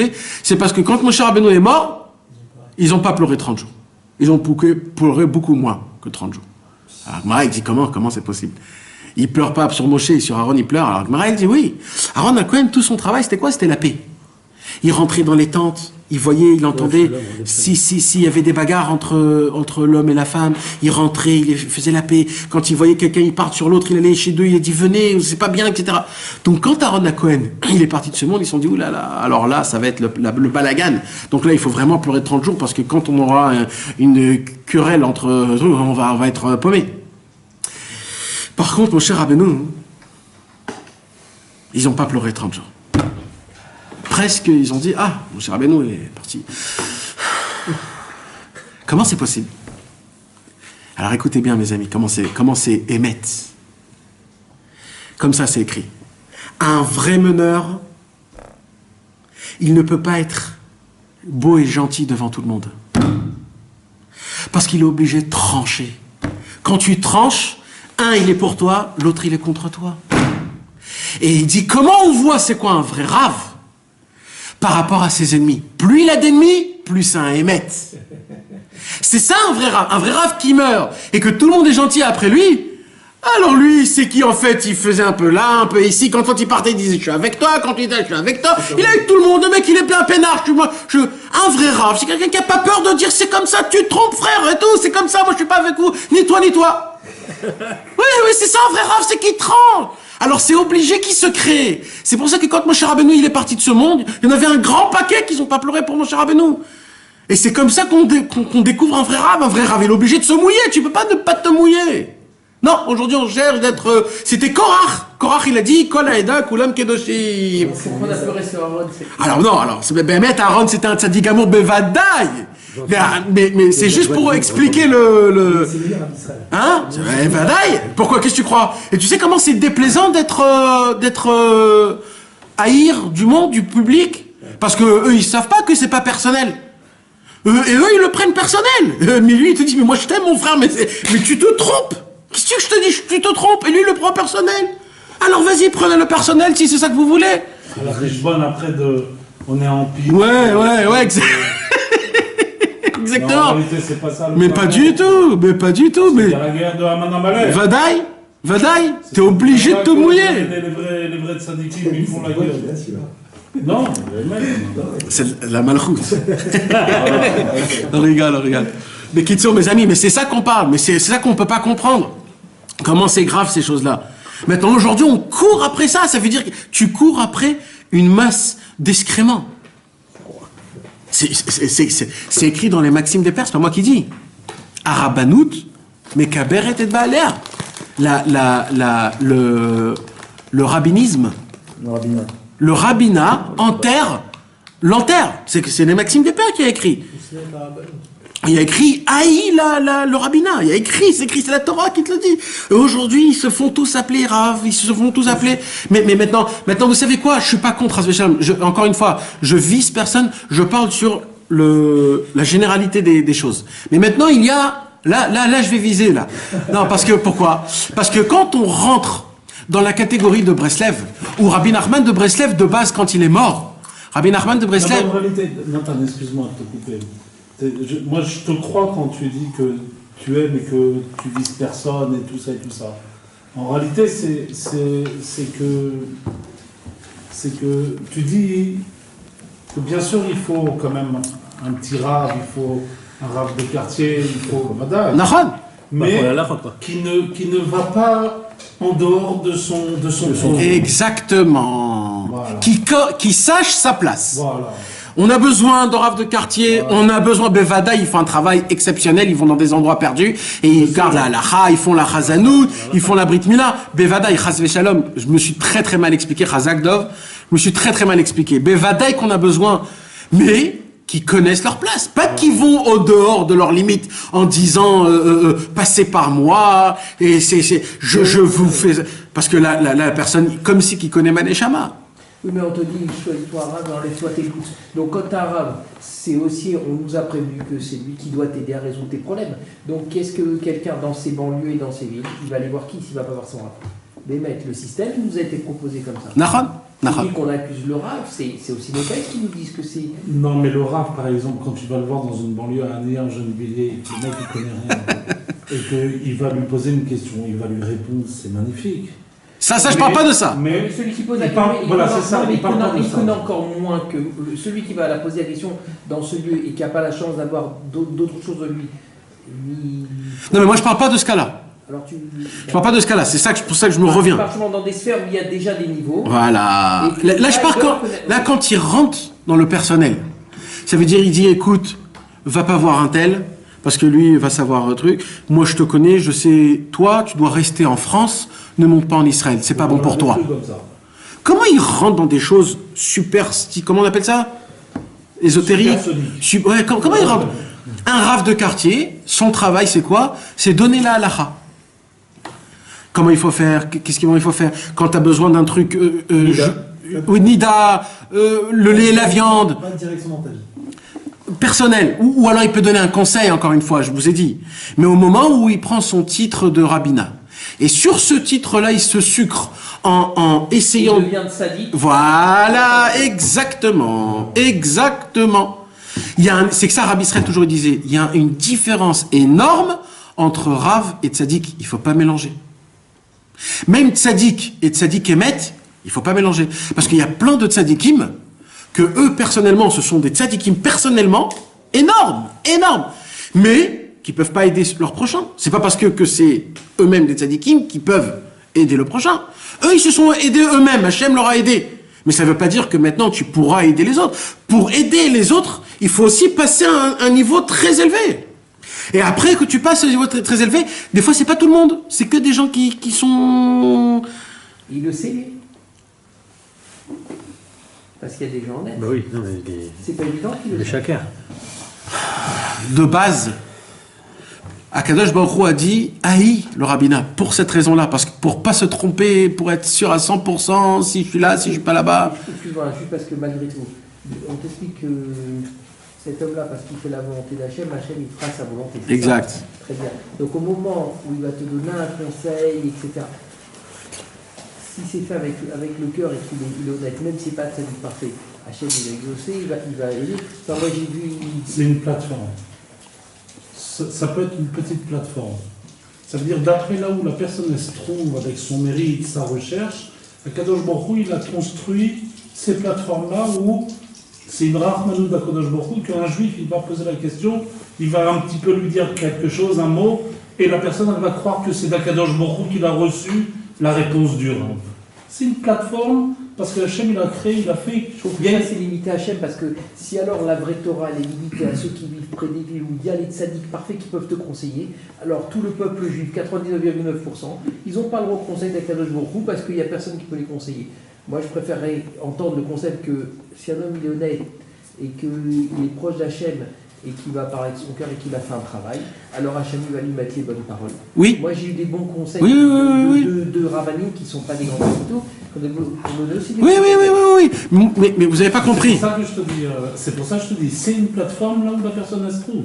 Après, ça ne veut pas dire que c'est pas la perfection d'après là où la personne. Toi, tu veux parler des chakrins? Ça peut être la perfection. Non. Ça peut être la perfection là où la personne elle se trouve. Mais après, parler de ceux si qui elle savent très bien où ils recherche sont plus, et qui veulent elle prendre va de la peut-être plus avoir besoin du cette kavod, de situation. l'oseille, tout ça. Tu parles qu'ils sont Elle va conscients. plus s'élever, elle va plus réaliser la Torah, elle va plus Si, là, c'est de ça qu'il parlait. s'accrocher directement. Ils prennent le nom de Rabbeinu et tout ça, c'est ça que tu allais dire. Que Mechamed C'est juste parce que c'est. il va en dehors de ton. C'est Le type qui prend le nom de Rabbeinu Ils ont dit que l'important, et qui commence grâce à ce nom-là à se faire du public et de l'oseille, du machin. C'est un chèque. Il a pas commencé un chakran. Il est en train de dire. Il allait commencer, mais il n'a pas parlé. en contact avec. Non, mais c'est ça que tu allais dire. Parce que le danger Non. de celui qui est pas avec, c'est peut-être dans Non, mais parce que là, il y a un point important à dire. C'est pas parce que la personne, c'est un menteur, que le conseil qu'il va vous donner, il n'est pas bon. On a dit la malchoute. C'est quoi la malchoute? C'est que tous les conseils qu'il va vous donner, c'est bon. Il a de la puissance dans sa bouche. Ça va fonctionner. Mais le fait est que ça fonctionne, c'est pas une preuve que lui, c'est un sadique. Parce que même les menteurs, je vais pas appeler ça les menteurs, j'aime pas ce mot-là, les charlatans, c'est pire. Alors comment on peut dire, avec de la finesse, comment on peut dire, des personnes qui sont pas à leur place. Manipulateur. Non, même ça, qui sont pas à leur place, d'accord? Je parle des gens qui savent, hein, je parle pas des gens qui sont, je parle des gens qui savent, qui sont des imposteurs, d'accord? Eux, ils ont de la puissance, ça fonctionne. Ils ont même la puissance de faire des miracles. Sans qu'ils savent comment. Ils disent quelque chose, ça se fait. Ça fait partie de la malchoute qu'on vient de parler. Ils ont bien étudié dans leur vie. C'est toute la force de la Torah. C'est une puissance énorme qu'ils ont dans leur... Qu'est-ce qu'ils font avec cette puissance? Ils ont la possibilité de se rapprocher avec Hachem, ou alors, comme on a dit, de l'utiliser avec les individus. Et qu'est-ce qu'on fait des petits juifs qui lui voient? Alors, le petit juif, il est rien. Le petit juif, il est simple. Non, mais lui, il va demander un conseil. Lui, il voit un homme de Torah. Il ne sait pas, lui, le pauvre. Il n'y a pas de problème pour ça. Il n'y a pas de problème pour ça. Les problèmes, c'est les gens qui flattent. C'est très grave.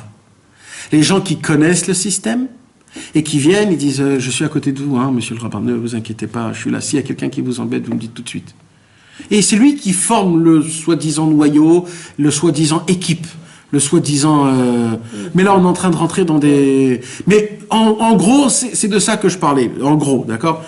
Donc il faut faire très attention, même pour nous, d'accord? Même pour nous, quand on étudie la Torah, il faut faire très attention. En tout cas, de base, il faut savoir quelque chose. Quand on rentre maintenant dans la catégorie de Breslev, là j'ai parlé en général, mais quand maintenant on rentre dans la catégorie de Breslev, que Rabbi Nachman de Breslev, quand il est mort, il savait qu'il allait mourir. Il a parlé de sa mort 3 ans avant qu'il est mort. Rabbi Nachman de Breslev, il a méfoura, c'est-à-dire il a dit ouvertement, après moi, il n'y aura plus rien jusqu'à le Mashiach. Ça veut dire quoi? C'est pas qu'il y a quelqu'un qui va venir et qui va succéder quelqu'un, et que lui, il va laisser un successeur, et qu'un tel, fils d'un tel, et un tel, une sorte de royauté comme ça existe. C'est connu, on n'est pas contre Hasbe Shalom. Mais Rabbi Nachman de Breslev, comme il connaissait ce problème, il a vu que l'essentiel problème qu'il y aurait quand Mashiach viendra, c'est le manque de Emouna, c'est le superficiel, c'est la routine, comment on appelle ça, le Velev Ein, le manque de cœur pour le service divin. Et Rabbi Nachman, il a dit, c'est pour cela, vous aurez un travail qui sera un peu plus dur, mais ce travail-là, il va vous forcer à servir Hachem. C'est quoi? C'est la recherche après moi. C'est la recherche après Hachem. Avram Avinu, vous savez, qu'est-ce qu'il lui a donné à Kadosh Baruch Hu? Il lui a dit à Kadosh Baruch Hu, il s'est dévoilé à Avram Avinu. Maintenant, il lui a dit, sers-moi. Avram Avinu, il a dit, comment je vais te servir? Il lui a dit, tu vas chercher. Tu vas chercher. Débrouille-toi. Ouais, lech lecha. Par où? Comment? Lech lecha. Qu'est-ce qu'il lui a fait Hachem? Stam, il a rigolé avec Avram. Pourquoi il lui fait comme ça? Non, parce que qu'est-ce qu'il a fait montrer à Kadosh Baruch Hu Avram? Il lui a dit, si toi-même tu vas pas te réveiller, tu vas éveiller ton cœur, tu vas voir, tu vas vouloir brûler de volonté comment je peux servir Hachem. Si t'as pas ça, tu pourras pas me découvrir. Si ça sera trop facile, tu pourras pas. Alors Avram Avinu, il a brûlé de volonté de servir Hachem, il a découvert Shabbat, Brit Mila, Tefillin, Eruvin, tout. Et vous croyez qu'Avram, il a enseigné à Yitzhak? Wallo. Yitzhak, il est venu, il a dit, maintenant, tu vas faire ce que j'ai fait moi. Et Yitzhak, il est parti, où? Dans la forêt. Vayetzi Yitzhak, la soir bassadé. Hachem, je t'en supplie, je veux te servir. Il a brûlé de volonté, comment je peux te servir, Hachem? C'est la différence entre un petit rave avec sa frontière, s'il la respecte, et Rabbeinu Akadosh, que lui, il nous donne de devoir aller... un chemin, exact. Le problème aujourd'hui, c'est quoi? C'est que tout est écrit, tout est tracé, tout est ordonné. À cette heure-ci, tu fais ça. Voilà. Ça devient une routine. Rabbeinu pousse à aller chercher un Kadosh Baruch Hu. C'est toute la différence. C'est pour ça qu'il y a encore une marloquette des rabbanim sur Rabbeinu. Enfin, ils croient que c'est une marloquette, et tout le truc, c'est quoi? C'est pourquoi il y a une marloquette Mina Shamaim, où il y en avait eu une grande sur Rabbeinu, parce que Rabbi Nachman de Breslav, qu'est-ce que Dieu il a donné à Rabbeinu? Rabbi Nachman de Breslav, il donne à celui qui va au mal, qui dit le Tikkun HaKlali, qu'est-ce qu'il lui donne? De devoir être un petit David Améler. Les autres rabbanim, ils ne donnent pas ce petit David Améler. Tu seras toujours, la personne, elle sera toujours l'élève du Rab. Rabbeinu, il s'en fout, tu l'appelles Rab. Il s'en fout, voilà. Il veut que tu sois un David Améler. Et tous les conseils de Rabbi Nachman de Breslav, c'est pour être un petit David Améler. Si les autres rabbanim, tu sens qu'ils te font devenir un David Améler, tu peux y rester. Mais si tu es toujours dans ce petit gnognon, alors là, peut-être que c'est Rabbeinu qui dit qu'il faut chercher un réveil très très grand. Pourquoi? Parce qu'il va te faire devenir toi-même le vrai juif, qui va prier le maître du monde pour tout recevoir, pour tout avoir, pour tout régler. Sinon, comment on connaît Dieu alors? Tu comprends? Sinon, comment on peut... alors la Torah elle a été donnée que... non, elle nous a été donnée aussi à nous. Alors il y a des vrais dirigeants qui ont reçu, de devoir recevoir, ils ont reçu d'Hachem, ils n'ont pas eux cherché de devoir être des dirigeants. Ils ont reçu d'Akadosh Baruch Hu, de quoi? De devoir nous donner, à devoir recevoir d'eux pour aller chercher le maître du monde. Il faut une très grande force pour donner à un élève, que l'élève il se trouve un petit peu tout seul, il se dit bon, bah, je vais faire 2 heures de télim pour ma parnassa. Qui fait ça aujourd'hui? Qui va 2 heures dans la journée ou 3 heures dans la journée faire des télim, écouter de pilote? Qui va étudier la Gemara la nuit pour régler son shalom bayit, pour avoir confiance en Dieu, pour avoir de la émouna, pour faire le chinour des enfants? Qui donne ça? Tu comprends? Ça veut dire de devoir un petit peu, entre guillemets, se débrouiller tout seul. Mais se débrouiller tout seul, c'est... Après, tu deviens... Tu comprends? Voilà. J'ai entendu pourquoi... C'est la différence entre eux et Rabbeinu. Bien sûr. Franchement, on fait la fila de la Parnassa. Non, a priori, avant d'arriver à la fila de la Parnassa, tu aurais pu faire Bakasha la Refoua, Bakasha le Trinori el Adim. Pourquoi tu dis filer à la Parnassa à Rosh Hashanah? Alors je sais pas si c'est la réponse truc, mais en tout cas c'est de dire que tellement qu'on est dans une routine que inconsciemment on croit vraiment que c'est nous qui amenons la parnasse à la maison, les Rabbanim ils ont institué que au moins à ce moment-là rentre dans cet état d'esprit que la parnassa elle vient d'Akadosh Baruch Hu à Rosh Hashanah et prie pour ça. Tellement que dans l'année jamais tu diras Akadosh Baruch Hu fais-moi réussir dans la faire de truc machin, tellement que donc ils ont institué au moins cette fila-là. Enfin, c'est comme ça que j'ai entendu, mais ça... C'est marrant parce que c'est que les Sfaradim qui font la parnassa. Non, mais moi je croyais que c'était que chez dans notre minyan où il n'y avait pas la fila. Je me demandais pourquoi ils sont tous. Donc il faut l'abolir en fait, dès que tu y es, il faut l'abolir. Donc le système que Rabbeinu il nous a donné, c'est quoi? C'est cherche Hachem comme Avraham, Yitzhak et Yaakov. Sois toujours éveillé. Ne rentre pas dans une routine où tout est inscrit, tout est donné, tout. Maintenant, quand Rabbi Nachman il est mort et qu'il n'a pas laissé de successeur, et que Rabbi Nathan il est resté un élève, tout le monde n'avait pas compris comment c'est possible que Rabbi Nathan c'est un élève. Et vous savez pourquoi il y a eu la marloquette contre Rabbi Nathan pendant 6 ans, jusqu'à qu'on a été poursuivi jusqu'à mort? Pour une seule raison, très simple. Il ne comprenait pas pourquoi Rabbi Nathan c'est un élève, et c'est pas le Hadmour. Il disait, si Rabbi Nathan c'est pas l'Admour, c'est que vous croyez que Rabbi Nachman il est encore vivant. Ah, vous êtes des fous. Vous êtes des fous. Et là, la marloquette, elle a commencé. Rabbi Nathan, il aurait pu être le dirigeant Breslev normal, formel, et tout serait normal. Rabbi Nathan il dit, non, je resterai le Rabbi Nathan avec ma casquette. On va m'appeler Rabbi Nathan. Moussaleh. Comme ça, on va m'appeler. Et comme ça c'est resté. Et ainsi de suite. Les successeurs soi-disant. Il y avait une casquette vraiment. Il portait vraiment une casquette. Rabbi Nachman de Tulchin, tous les grands tzadikim de Chassid et Breslev, ils étaient tous des personnes qui étaient des normales, des chaverim. Et ça n'empêchait pas de donner des cours, ou etc., etc. Mais ça restait dans l'encadrement ouais, un peu plus que chaverim, mais... Même Rabbeinu, ça m'a étonné, parce que quand tu vois ses lettres, il signe Nachman quand il écrit à ses élèves. Ah, il va pas écrire. Qu'est-ce qu'il écrit? Il est obligé. Nachman. Non, mais des fois, il est petit Nachman. Ouais. Akatan Nachman. Ouais.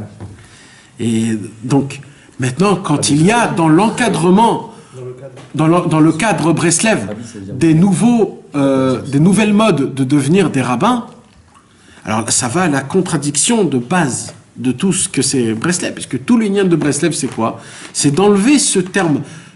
Pas qu'il n'y a pas de rabbin, ça fait très peur aujourd'hui, mais c'est-à-dire qu'il n'y a pas de meneur. C'est-à-dire le seul dirigeant, c'est notre maître Rabbi Nachman de Breslev, qui nous a tout laissé dans les livres, tout.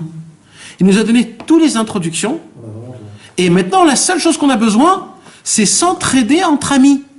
De se donner le coude, renforce-toi mon frère, t'inquiète pas, ça va aller. Mais de là où il y a quelqu'un qui vient et qui donne des instructions, quand quelqu'un il donne des instructions dans Breslev, ça prouve que ce que Rabbeinu a donné, ça suffit pas. Et là, c'est le plus grand Chilul Hashem qui puisse exister au monde. Ça fait montrer à Rabbi Nachman qu'il n'a pas tout donné. Et là, Rabbi Nachman, il a échoué à son travail qu'il est venu dans ce monde-ci. Il n'est pas simplement un homme qui a étudié Rabbi Nachman et qui transmet ce que l'autre n'a pas... Ça, il n'y a pas de problème.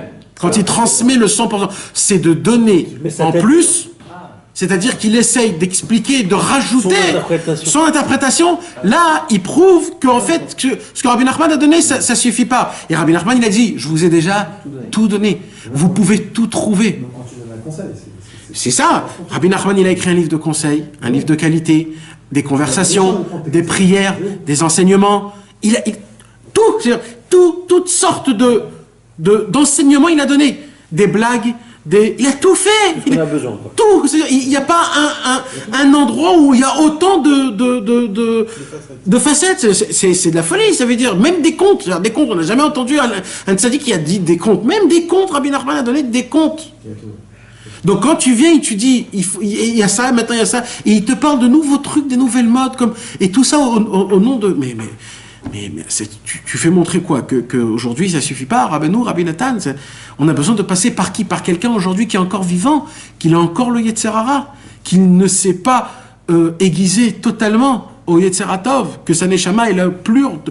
Parce que c'est certain que tous les rabbins d'aujourd'hui, ils savent et ils le disent ouvertement qu'ils n'ont pas tué leur Yetzerara, qu'ils ont encore des ta'avot. Alors comment un homme qui a encore des ta'avot, il peut me donner un peu de Torah? Ça veut dire, c'est flagrant. Ça veut dire, qu'est-ce que tu es en train de me faire? Il y a toujours une part d'interprétation. Quand-même, excusez-moi, vous-même vous avez dit, pardon, au moment, sage, c'est une déduction. C'est pour ça que je l'ai dit, c'est pour ça que je l'ai dit, et je l'ai répété 2-3 fois. C'est pour ça que je l'ai dit, et je fais très attention à ça. Il prend ou il prend pas après.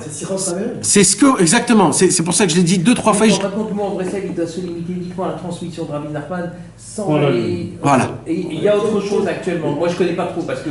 Non, non, il y a aujourd'hui. C'est ça dans la transmission. On interprète et chacun. Ce qu'il y a aujourd'hui, c'est qu'il y a une. Alors dans ce cas-là, là, ça vous la porte à tout parce que l'interprétation, chacun. C'est pour ça qu'on est entre nous et qu'on se tient entre nous. Ce que je veux vous expliquer, c'est que Rabbi Nachman a créé des remèdes, c'est-à-dire des cachets qu'on doit prendre pour notre neshama. Donc maintenant, les cachets, ils sont dosés au milligramme, c'est-à-dire au 1000 milligrammes. Au moment où Chas v'Shalom, on bouge la dose, ça peut tuer, ou alors ça peut des deux côtés. Rabbi Nachman de Breslev, c'est pas pour rien qu'il a donné cette dose, pas plus, pas moins, parce que c'est comme ça qu'on donne le médicament, il doit passer de cette façon-là. Comme maintenant quelqu'un, il vient, il commence à écrire de nouveaux livres, en essayant d'expliquer Rabbi Nachman, en rajoutant leur sauce à eux, de faire comme ça, et aujourd'hui, de nos jours, aujourd'hui ça a changé, et qu'il faudrait faire comme ça, et écrire des livres, et de faire de ça, et tout ça sur le nom de Rabbi Nachman, c'est du mensonge. Parce que Rabbi Nachman il a donné ça. Voilà. Depuis que Rabbeinu est mort, il y a 200 ans, aucun des Chassidei Breslev ont osé écrire des livres. Tous les livres qui sont sortis, c'était toujours des compilations, c'était jamais c'était des livres. Pourquoi? Parce que on touche pas, il y a tout. Donc quand il y a quelqu'un qui vient et qui commence à rajouter quelque chose, c'est-à-dire ou deux choses de l'autre. Ou alors tu dis que ça suffit pas, ou alors tu dis que vous avez besoin de moi. Choisis. Et là, tant que t'es pas Breslev, tu peux écrire. Il n'y a pas de problème. Si c'était toi, personnellement, quelqu'un qui donne un conseil, il n'y a aucun problème d'écrire des livres. Mais mon problème à moi, c'est au nom de Rabbi Nachman de Breslev, il écrit le livre. Donc, c'est ça mon problème. Moi, pour moi, efface, déduit de Rabbi Nachman, et c'est bon. C'est bon. Pourquoi? Parce que c'est ce que toi tu penses. Alors, si c'est toi qui penses en tant qu'être humain, il n'y a pas de problème. Mais tu parles au nom de Rabbi Nachman, c'est très grave. Des fois, c'est pas juste une méthode pour apporter des versions plus adaptées à des gens qui ne vont pas être justement dans le texte et dans une étude plus profonde, juste comme ça, des comptes. Alors, c'est une grande question. Comment il faut... Alors, il ne forme pas le conseil ou la halakha qui en ressort. Faire de la traduction, ça. Alors, mais c'est une grande question que vous avez posée. C'est quoi cette question de base? C'est bien plus en haut que Rabbi Nachman. C'est déjà une question qu'on a beaucoup parlé avec le Harizal, etc. C'est quoi la méthode? Est-ce que la méthode, c'est de s'adapter à la personne ou d'adapter la personne? C'était une très grande question, vous avez compris? Oui. C'est-à-dire de faire descendre une lumière énorme du ciel, l'adapter à la personne, ou alors de travailler sur la personne pour que la personne s'adapte à la lumière. C'est-à-dire, le travail, c'est est-ce que de faire descendre aux gens ou de élever les gens à la chose? C'est une très grande question. Alors, il y avait beaucoup de tzadikim qui ont choisi ça et beaucoup de tzadikim qui ont choisi ça. Qu'est-ce qu'il a fait le Baal Shem Tov? Le Baal Shem Tov, il a choisi le chemin d'élever la personne vers la chose en elle-même. Parce que quand tu la fais rabaisser la chose, automatiquement tu perds de la qualité. Tu perds tout. Tu perds de la qualité automatiquement parce que c'est avec de l'eau, tu comprends? Tu mets de l'eau dans ton vin, il n'y a plus le même goût. Ah non, mais c'est pas le même moment. Quelqu'un qui est dans la rue et qui connaît rien à l'étude, tu es obligé de l'accrocher quelque chose un petit peu plus. C'est pour ça. Alors Rabbi Nachman de Breslev, il a dit une seule chose, et ça Rabbi Israël nous l'a énormément. Il a dit, votre seul travail, c'est de mettre l'eau à la bouche aux gens de Rabbi Nachman, c'est tout. Faites-leur baver. Montre-leur comment vous vous sentez à Ouman. Raconte-leur qu'est-ce que ça vous fait un cours de Torah de Rabbi Nachman. Raconte-leur quel effet ça fait d'étudier une parole. Comment ça te met en transe, le sentiment. Raconte-leur comment tu as changé, comment ta femme a changé. Faites-leur montrer qu'ils en bavent pour qu'eux-mêmes ils disent mais j'ai envie moi de goûter. Quand on voit nos enfants comment ils changent, nos parents comment ils changent, ils se posent des questions. Je dis mais c'est un nouveau, c'est quoi ça? Et là, de eux-mêmes, ils vont s'élever. Et c'est ça la beauté. C'est qu'eux-mêmes s'adaptent. Bon, mes amis, j'espère qu'on s'est bien compris. Et Chas v'Shalom, je parle contre personne. Je parle parce que ça me fait mal au cœur que malheureusement, on veut vous faire goûter un plat. C'est comme, par exemple, un Tunisien va cuisiner un gefilte fish. Il ne va jamais le faire. Il pourra pas. Même s'il veut, il peut pas. Il peut pas. Il y a une algorithme et tout. Pourquoi? Parce que c'est qu'un Ashkenaz qui peut faire un gefilte fish. C'est qu'un Zien qui peut faire une Pkeila. C'est comme ça. Il n'y a pas le... C'est comme ça. C'est dans l'Ashkenaz, il va dire combien il faut mettre de l'huile. Ah ben, le Tijani, il dit, ben, je sais pas, il faut mettre. Tu vois, il peut pas expliquer. C'est comme ça. C'est comme un homme, il va commencer à cuisiner un gâteau. Donc, combien il faut mettre de sucre? 3, 4, mais on sait pas. Tu regardes dans tes yeux. C'est des choses qu'on peut pas. Il faut comprendre quelque chose. La Torah, Rabbi Nachman, il a une lumière à nous donner qu'on peut pas l'expliquer. Pour ça, il faut venir à lui. Il faut venir à lui pour goûter.